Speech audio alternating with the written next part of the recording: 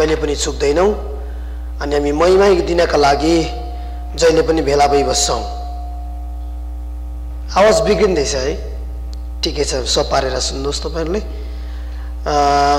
र हामीसँग फेरि पनि अङ्कल आन्टी ग्रान्ड ड्याबिटबाट आउनुभएको छ। उहाँहरू परमेश्वरको सङ्गतिदेखि तिर्खाइराख्नु भएको छ अनि यो तिर्खा परमेश्वर निश्चय नै आजको वचनद्वारा मेटाइदिनुहुन्छ। हालेलुया। जब हामी परमेश्वरको राज्यमा हरिन्छौँ, तिर्खा हुन्छौँ, परमेश्वरले हामीलाई जिउँदो पानीको खोलाको तृष्णाले मेटाउनुहुन्छ। आमेन भन्नुहोस्।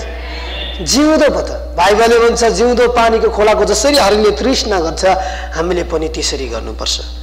सत्य हुनुहुन्छ अनि उहाँले नै मानिसलाई निर्माण गर्नुभएको कुराहरू। आजभन्दा 6 महिना अगाडि मलाई नर्वे भन्ने एउटा कन्ट्रीबाट कल आयो। एकजना दिदीले मलाई कल गर्नुभयो जो नेपालमा हामी सँगै सेवाकाई गर्थ्यौँ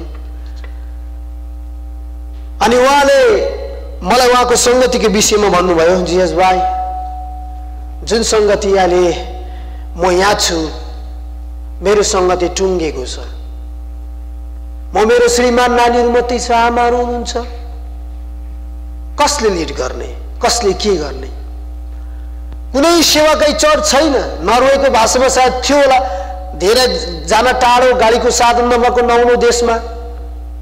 अनि उहाँले एकदमै मन भचाएर आँखाभरि आँसु बनाएर उहाँले मलाई भन्दै हुनुहुन्थ्यो, अब मैले के गर्ने होला? सायद यस्तो जान्नु थियो भने त म अमेरिका आउँथेँ, तर जानिएन। अहिले नर्वेमा बस्न परिरहेको छ। म परमेश्वरको सङ्गतिदेखि टाढिएको छु। अनि मैले उहाँलाई भनिरहेको थिएँ, तपाईँ अमेरिका आउनुहोस् न, केही उपाय त हुन्छ होला। अनि उहाँले भन्नुभयो, त्यस्तो केही उपाय मिल्यो भने भाइ अमेरिका आउन तयारी छु।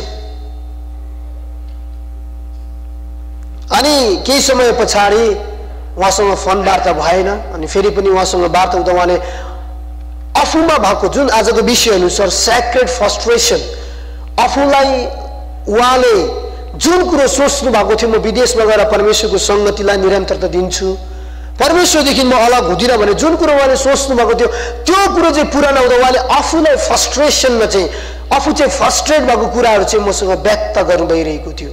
अनि जब यसरी हामीले लेन्सिङ वर्ल्ड बाइबल चर्चमा बाँडिएको वचन हामीले युट्युबमा लाउन थाल्यौँ अनि उहाँले मलाई यति लामो मेसेज फेसबुकमा लेख्नु भएको थियो, जियास भाइ धन्यवाद, आज तपाईँले बोल्नुभएको मेसेज सुनेर म परमेश्वर सङ्गति घरमा गरिरहेको छु। हालेलुया। अनि उहाँले भन्दै हुनुहुन्थ्यो, अहिले त भाइ 2-4 जना दिदी पनि आउनुहुन्छ अनि हामी 2-4 जना मिलेर परमेश्वरको सङ्गति गरिरहेको छु। अनि जुन समयमा उहाँले मलाई भन्नुभएको थियो आफ्नो सेक्रेट फ्रस्ट्रेसन, उहाँले आफ्नो गुप्तको जुन निराशापनलाई मलाई पोखाइरहनु भएको थियो, मैले उहाँलाई सन्ताउना दिइरहेको थिएँ, परमेश्वर तपाईँको साथमा हुनुहुन्छ, तपाईँ निराश नहुनुहोस्, तपाईँलाई परमेश्वरले सङ्गति जुटाउनुहुन्छ। अनि परमेश्वरले उहाँलाई आज मिडियाद्वारा विभिन्न क्षेत्रद्वारा सङ्गति जुटाइरहनु भएको छ। अनि त्यो कुरो मलाई सम्झना आयो हप्ताभरि। अनि मलाई परमेश्वरले भन्नुभयो सेक्रेट फ्रस्ट्रेसनको बारेमा परमेश्वरको वचन बोल्नुपर्छ। आज मानिसहरू प्रेमको खोजीमा छन्, आफूले प्रेम नपाउँदाखेरि आफूलाई फ्रस्ट्रेट भएको महसुस गर्छन्। संसारमा मानिसहरू, मण्डलीमा मानिसहरू शान्ति खोज्छन्, व्यक्तिगत आफ्नो आत्मिक जीवनमा पारिवारिक जीवनमा शान्ति खोज्छन्, भेट्दैनन् अनि उनीहरू फ्रस्ट्रेट हुन्छन्। विवाहित सम्बन्धमा उनीहरूले चाहिएको विवाहित सम्बन्धको इच्छा र आकाङ्क्षा खोज्छन्, तर उनीहरूले खोजे जस्तो चाहिँ नपाइसकेपछि उनीहरू फ्रस्ट्रेट हुन्छन्।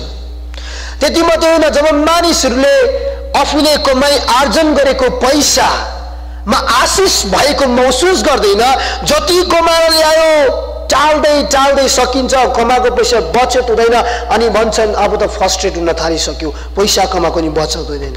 कतिजनाले त आफ्नो रोग र कष्टको लागि, बालबच्चाको लागि, आफ्नो भविष्य निर्माणको लागि, आत्मिक जीवनको लागि, सेवाकाईको लागि, मण्डलीको लागि दैनिक रूपले प्रार्थना गरिरहेको हुन्छ, प्रभु हाम्रो जीवनमा यो होस्, मेरो जीवनमा यो होस्, मेरो परिवारमा यो होस्, कति भनेर प्रार्थना गरिरहेको हुन्छौँ अनि हामीले उत्तर नपाउँदा हामी फ्रस्ट्रेट भइरहेको हुन्छौँ।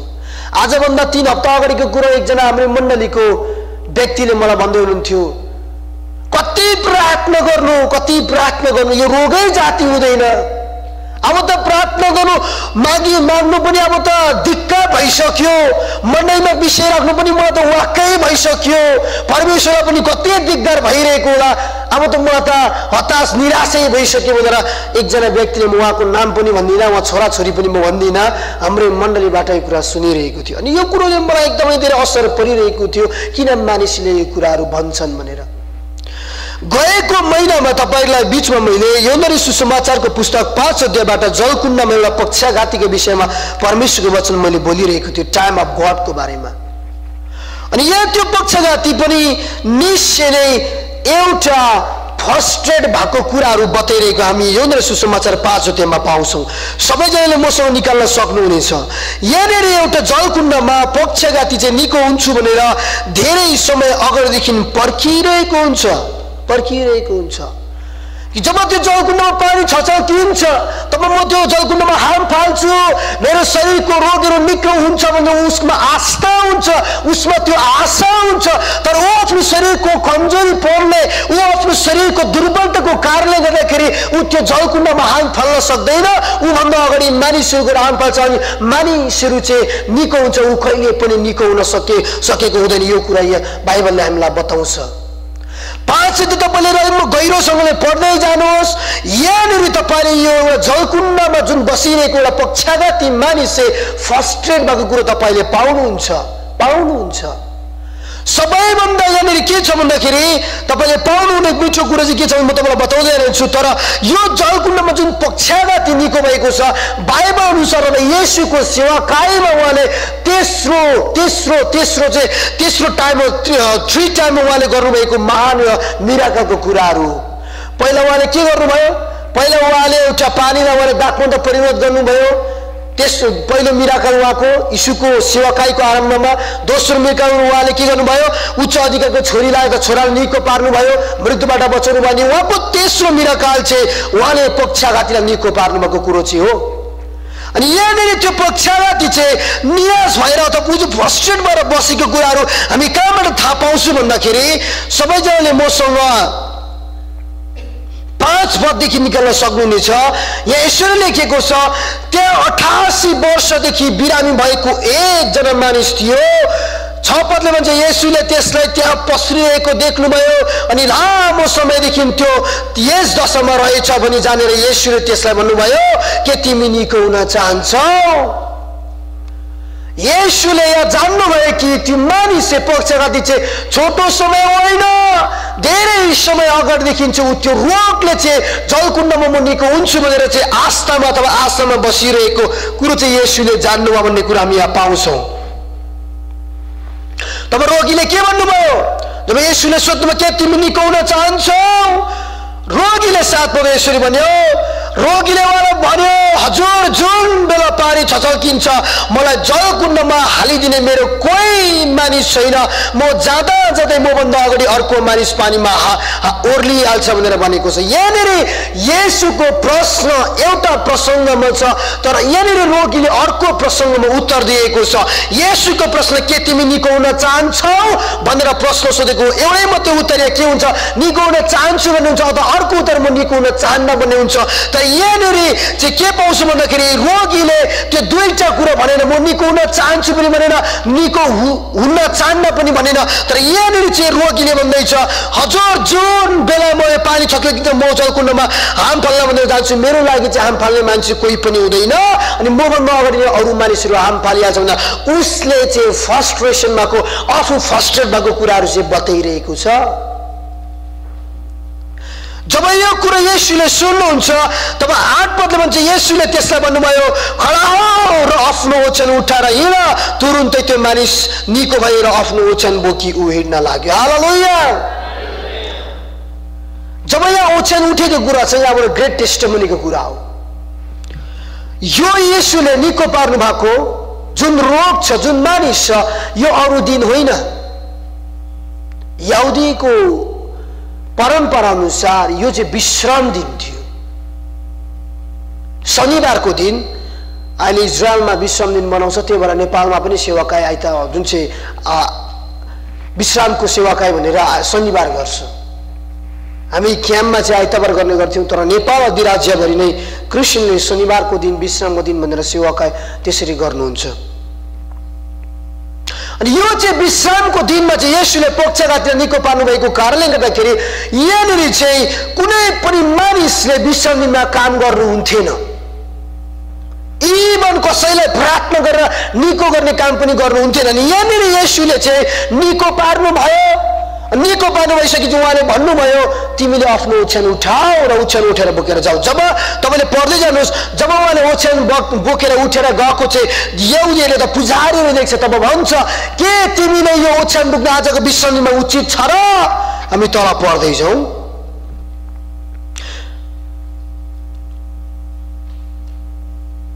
त्यो दिन शपथ दिन थियो, यसै कारण निको पारेको त्यस मानिसलाई यहुदीहरूले भने यो त शपथ दिन हो, त विश्रामको दिन हो, तिमीलाई ओछ्यान बोक्नु उचित छैन। अब सुन्नुहोस् है, त्यसले तिनीहरूलाई जवाब दियो जसले मलाई निको पार्नुभयो उहाँले भन्नुभयो आफ्नो ओछ्यान बोकेर हिँड। हालेलुया। यदि त्यो पक्षघाती चाहिँ ओछ्यान बोकेर नहिँड्नु भएको थियो भने को मानिसले जान्थ्यो होला कि यो मानिसको जीवनमा चाहिँ येशूले चङ्गाई गर्नुभयो भनेर? तर उसले चाहिँ ओछ्यान बोकेको कारणले गर्दाखेरि मानिसले सोध्दैछ आज सब्बात दिन हो, विश्राम दिन हो। यहुदीले सोध्दैछ तिमीले आफ्नो ओछ्यान बोक्नु उचित छैन। तर यहाँनिर चाहिँ कसले त्यो निको भएको मानिसले भन्दै हुनुहुन्छ जसले मलाई निको पार्नुभयो उहाँले मलाई ओछ्यान बोकेर हिँड्नु अधिकार दिनुभयो। अब यहाँनिर चाहिँ ती यहुदीहरूले कसले तँलाई निको पार्यो भनेर सोध्दै जान्छ उसले चिनेको हुँदैन। पछाडिबाट पनि उहाँले चिन्छ अनि भन्छ उहाँ चाहिँ यीशु हुँदो रहेछ। हालेलुया। आज यो ओछ्यान चाहिँ हाम्रो लागि एउटा टेस्टमनी बनिरहेको छ। यदि त्यो पक्षघातीले चाहिँ यो जलकुण्डको पक्षघातीले ओछ्यान नबोक्नु भएको थियो भने यहाँनिर यहुदीहरूलाई प्रश्न हुन्थेन येशू को अथवा यो कसले तिमीलाई निको पार्यो भनेर प्रश्न हुन्थेन। तर उसले ओछ्यान बोकेको कारणले गर्दाखेरि प्रश्न भइरहेको छ। मानिसहरूले कसले निको पार्यो त्यो जान्न खोजिरहेको छ, त्यो बुझ्न खोजिरहेको छ। अनि धेरै मानिसले येशूलाई पछाडि गएर विश्वास गरेका छन्।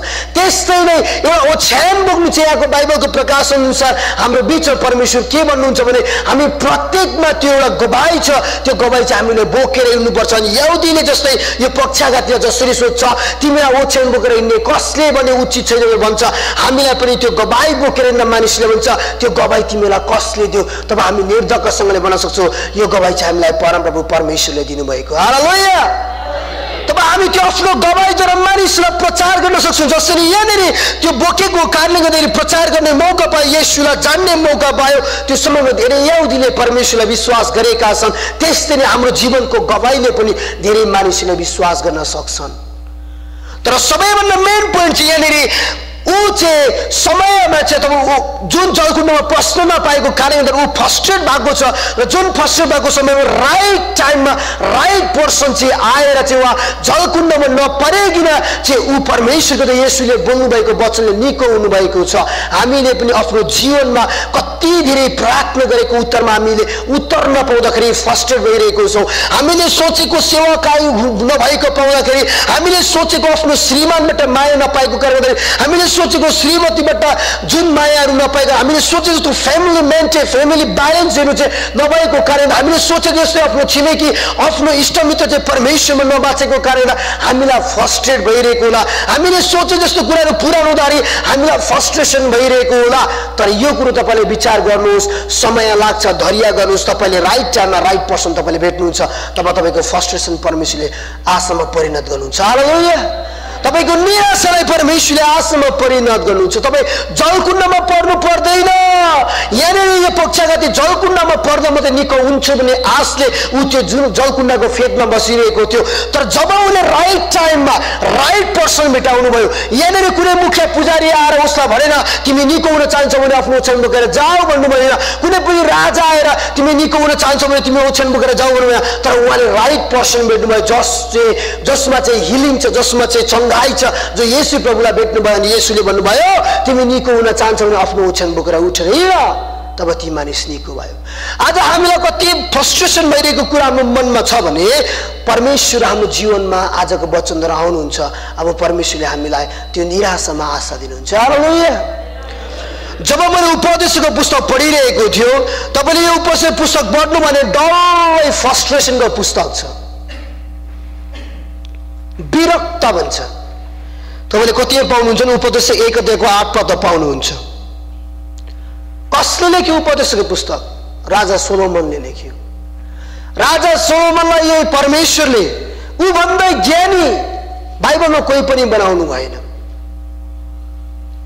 जब उहाँलाई ज्ञानी बनाउँदाखेरि परमेश्वरले भन्नुभयो सोलोमन पृथ्वीमा तिमीभन्दा अगाडि कोही पनि ज्ञानी थिएन थियो अब उसो कोही पनि तिमी जस्तो ज्ञानी जन्मिने पनि छैन अनि यो बुद्धिमानी राजालाई पनि जुन सूर्य मुनि तपाईले पाउनुहुन्छ तपाईले 1 पददेखि तपाईले पढ्दै विशेष गरी 2 पद धेरै मिठो छ उपदेशक भन्छन् राजा सोलोमन भन्छन् व्यर्थै नै व्यर्थ सम्पूर्ण रूपमा व्यर्थै सबै व्यर्थ हुन् भनेर उहाँले जुन एउटा मात्रै पदमा उहाँले 4 चोटि व्यर्थैको कुराहरू गरेका छन् जब तपाईले यो अध्याय पढ्दै जानुहोस् उहाँले भन्नुभयो 4 अध्यायको 4 पदमा पनि अनि मैले यो देखे कि सबै परिश्रम उपलब्धि चाहिँ मानिसले आफ्नो छिमेकीको लागि ईर्ष्या गरेको कारणबाट मात्र हुँदो रहेछन् यो पनि व्यर्थै र बतासलाई खेदेको जस्तो मात्र हो 3 पदको 11 19 पद तपाईले पढ्नुहोस् त्यहाँ पनि उहाँले त्यसै भन्नुभएको छ 2 अध्यायको 1 पद तपाईले पढ्नुहोस् त्यहाँ पनि त्यसै भनेको छ जब तपाईले 2 अध्यायको 17 पद पढ्नुहोस् त्यहाँ पनि त्यसै भनेको छ उहाँले आकाश मुनि त सूर्य मुनि भएको सबै कुरो चाहिँ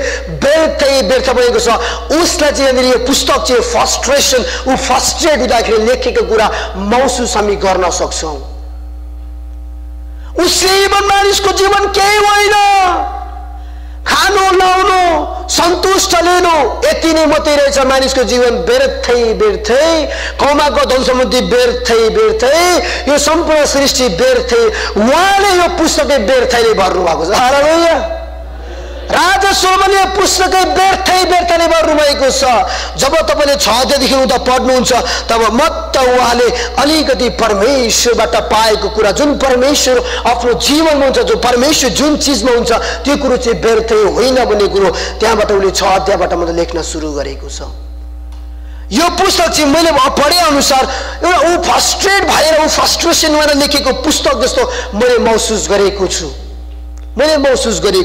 तपाईले अध्ययन गर्नुहोस् यो पुस्तक उले त्यही अनुसार लेखेको छ सबै कुरो व्यर्थै भन्ने कुरा मलाई एउटा कुरा याद आयो यो फ्रस्ट्रेसनको कुराहरू गर्दा हाम्रो मण्डलीको कुरा हो एकजना दाजु हुनुहुन्थ्यो उहाँ अहिले थर्ड कन्ट्री सेटलमेन्टमा हुनुहुन्छ म यो कन्ट्री भन्दिनँ अमेरिका पनि भन्दिनँ अस्ट्रेलिया क्यानाडा भन्दिनँ तर उहाँ विदेशमै हुनुहुन्छ नेपालबाट आजभन्दा उहाँ करिबन पनि 3-4 वर्ष अगाडि विदेश आउनु भएको अनि उहाँले यसलाई यो हितले विश्वास गर्नुभएको छ आफ्नो जोडीको लागि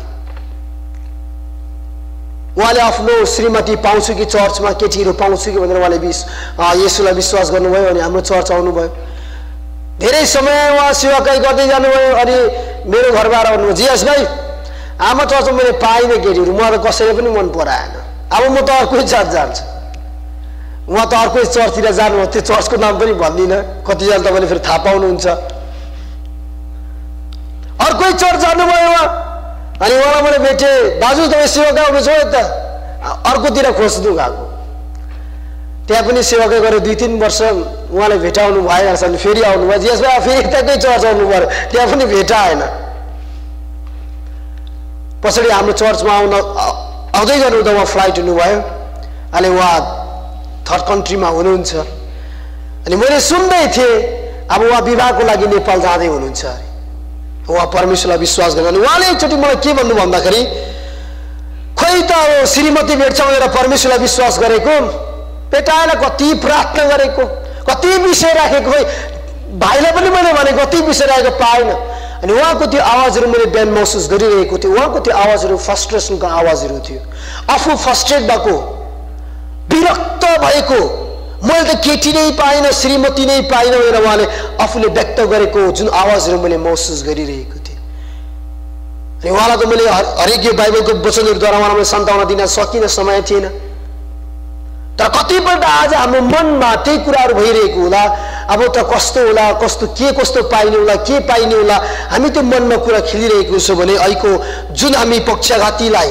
येशूले सही समयमा देख्नुभयो, राइट पर्सन उहाँले पक्षघातीले पाउनुभयो अनि उहाँले चङ्गाई पाउनुभयो। हाम्रो जीवन परमेश्वरले राइट पर्सन दिनुहुन्छ। हालेलुया। तर मलाई यस्तो लाग्यो जुन दाजुले जुन आशामा आउनुभएको थियो त्यो आशा चाहिँ व्यर्थै उपदेशकले भने जस्तै। परमेश्वरलाई विश्वास गर्ने जोडीको लागि त्यो व्यर्थै उपदेशकले आफ्नो पुस्तकमा भनेछ व्यर्थैको विश्वास। हामीले परमेश्वरलाई विश्वास गर्नु उहाँ उद्धारकर्ता र मुक्तिदाता भनेर हो। इमान गर्नु सबैजनाले उद्धारकर्ता मुक्तिदाता भनेर विश्वास गर्नु हो।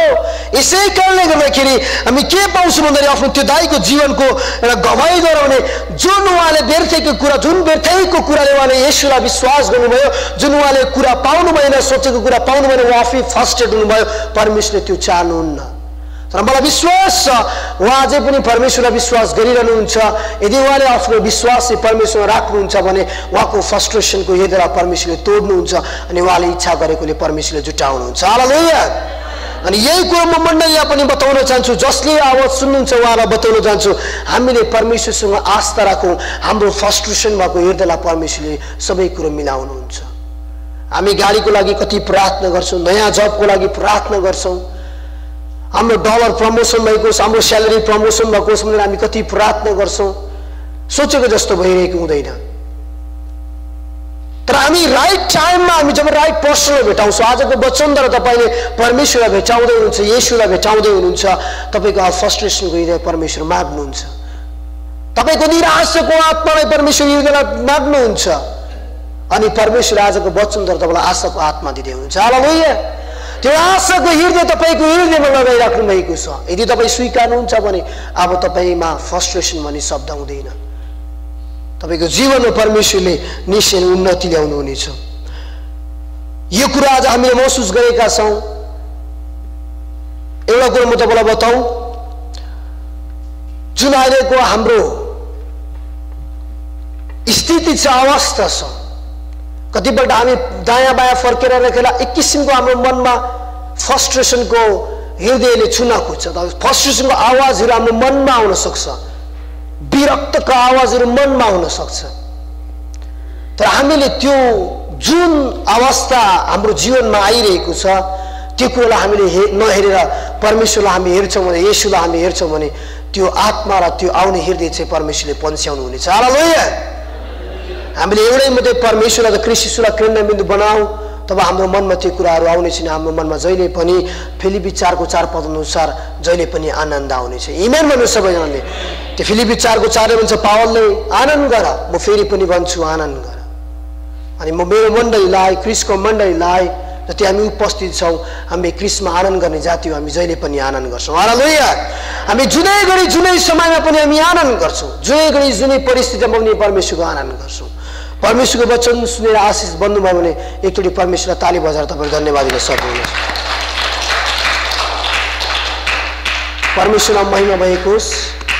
तपाईँले परमेश्वरको वचन सुन्नुभयो, आशिष बन्नुभयो। हुन्छ, म थप